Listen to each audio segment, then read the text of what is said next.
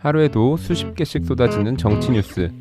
왠지 나도 알아야 할 것 같은데 복잡하고 어렵게만 느껴질 때가 많습니다. 그런가 하면 요즘 정치가 코미디보다 웃겨서 예능보다 뉴스 보는 게 더 재밌다는 친구들도 있죠. 여러분은 어떠신가요?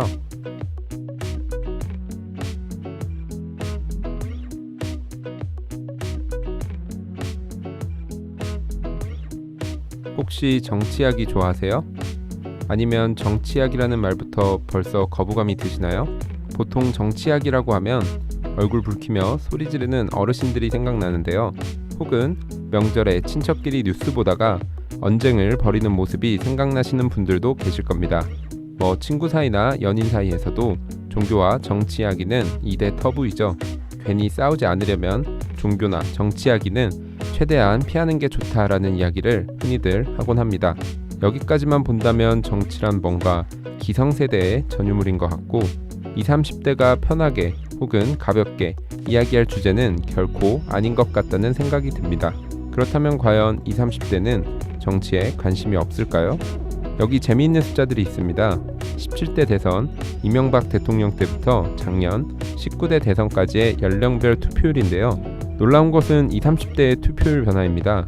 특히 20대의 경우 46%에서 76%로 30%나 증가했는데 이는 40대보다도 더 높은 투표율이었습니다. 투표율의 변화로 봤을 때는 요즘 젊은이들이 정치에 굉장히 관심이 많아진 것으로 보입니다. 그렇다면 지난 10년간 어떤 변화가 있었길래 젊은이들은 정치에 관심이 많아졌을까요?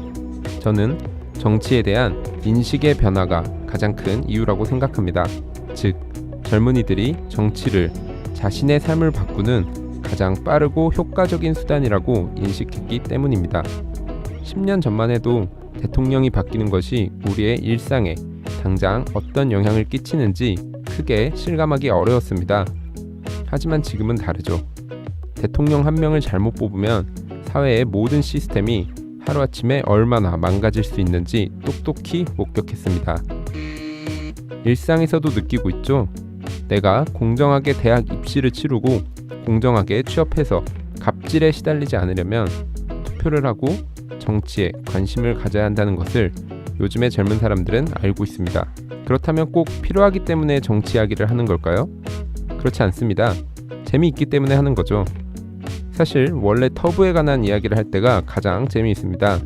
사회에서 금기시 되면 될수록 더 자극적이고 인간의 본성에 가까운 이야기란 뜻이거든요. 종교, 정치, 그리고 섹스에 관한 이야기는 아무리 해도 질리지가 않죠. 나는 솔직히 정치 잘 알지도 못하고 뭐가 재밌는지도 모르겠다 하시는 분들도 계실 텐데요.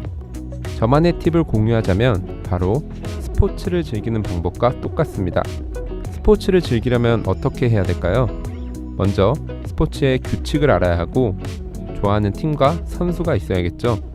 규칙을 모르면 게임을 즐길 수 없는 건 너무 당연한 이야기일 거고 좋아하는 팀과 선수가 생기면 그때부턴 선수 이야기만 해도 이야기에 끝이 없습니다. 심지어 우리 팀이 아닌 상대팀의 선수 이야기까지도 재미있죠. 주위에 하나 팬이 있다면 김성근 감독에 대해 어떻게 생각해? 라고 물어보세요. 최소 1시간 동안은 입을 다물지 않을 겁니다. 정치 역시 마찬가지입니다. 규칙과 선수, 즉 선거와 정치인을 알면 본격적으로 재미있어집니다. 그렇다면 정치는 어떻게 해야 이기는 게임일까요? 정치는 선거에서 승리하면 이기는 게임입니다. 우리나라에는 크게 3개의 선거가 있습니다. 대통령을 뽑는 대선, 국회의원을 뽑는 총선, 그리고 도지사, 시장 등을 뽑는 지방선거. 각각의 선거가 모두 중요하고 의미가 있지만 우리나라에서는 일단 대선을 이기는 게 게임에서 이기는 겁니다.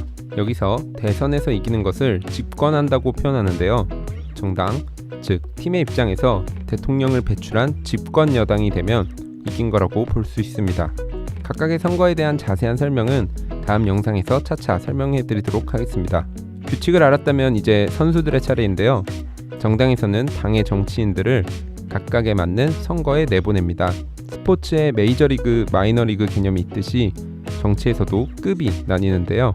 선수인 정치인들도 역시 마찬가지로 암묵적으로 급이 나뉩니다.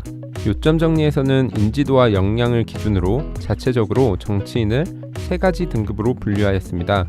첫 번째는 대통령에 도전하는 대권 주자급, 두 번째는 인지도와 역량 검증을 1차적으로 통과한 잠룡급, 세 번째는 높은 인지도로 치고 올라가는 유망주급입니다. 선수들마다 포지션이 있듯 정치에서도 각자 플레이하는 직책들이 있는데요. 대통령, 지방자치단체장, 국회의장, 당대표, 원내대표 정도가 있습니다. 중요 직책과 정치인급에 대한 이야기도 다음 영상에서 자세히 다루도록 하겠습니다. 지금까지 간단하게 규칙과 선수에 대해서 설명을 드렸습니다. 그럼 현재 우리나라의 정치 상황은 어떤 상황일까요? 다음 보시는 표는 우리나라의 정치 지형도입니다. 크게 진보, 보수, 그리고 중도로 나누어 볼 수 있는데요. 이 중에서 확실한 진보는 29%, 확실한 보수는 24%, 그리고 나머지 47%가 중도라고 볼 수 있습니다. 진보 29%의 근거는 17대 대선 때 정동영과 권영길 후보의 득표율 합인데요. 약간의 배경 설명을 드리자면 이때는 이명박 전 대통령이 한창 잘 나갈 때였습니다. 그리고 정동영 후보가 6, 70 때는 투표 안 해도 된다라는 폭탄 발언을 하는 등 민주당에서 아주 제대로 말아먹은 선거였죠. 이런 상황에서도 정동영과 권영길 후보를 찍은 29%는 절대 변하지 않는 진보라고 볼 수 있습니다. 다음으로 보수 24%의 근거는 이번 19대 대선 때 홍준표 후보의 득표율인데요. 홍준표 후보에 대한 개인적인 판단은 시청자분들에게 맡기겠습니다만 보수 전체의 목소리를 대변했다고 보기는 어려울 것 같습니다. 그럼에도 불구하고 홍준표 후보에 투표한 24%는 변치 않는 보수라고 볼 수 있습니다. 자, 그럼 다시 돌아와서 아까 한국 정치에서 이긴다는 것은 결국 누가 대통령이 되느냐의 싸움이라고 말씀드렸었는데요. 어떻게 해야 대통령이 될 수 있을까요? 16대부터 19대, 노무현부터 문재인 대통령의 역대 득표율을 보면 답을 알 수 있습니다. 편차는 있지만 평균으로 보면 역대 대통령의 평균 득표율은 47%입니다. 여기서 확실한 진보 29%, 보수 24%를 고려했을 때 대통령 선거는 누가 중도 30%의 지지를 얻느냐의 싸움입니다. 이 30%의 지지를 얻기 위해서 정당들은 당을 합치기도 하고 갈라지기도 하고 뉴페이스를 영입하기도 하고 에이스를 버리기도 합니다. 내가 원래 갖고 있는 표를 까먹지 않으면서 30%의 중도표를 가져오기 위한 땅 따먹기 싸움, 그 과정에서 벌어지는 계략과 음모, 협상과 전쟁, 동맹과 배신, 희로애락이 다 섞여있는 대망의 드라마, 그게 바로 정치 이야기입니다. 이 정도면 정치에 조금 흥미가 생기지 않나요? 유권자의 요점 정리, 준비한 내용은 이 정도로 마치도록 하고요. 다음 영상에서는 본격적으로 정치인의 급에 대해서 더 자세히 이야기하도록 하겠습니다.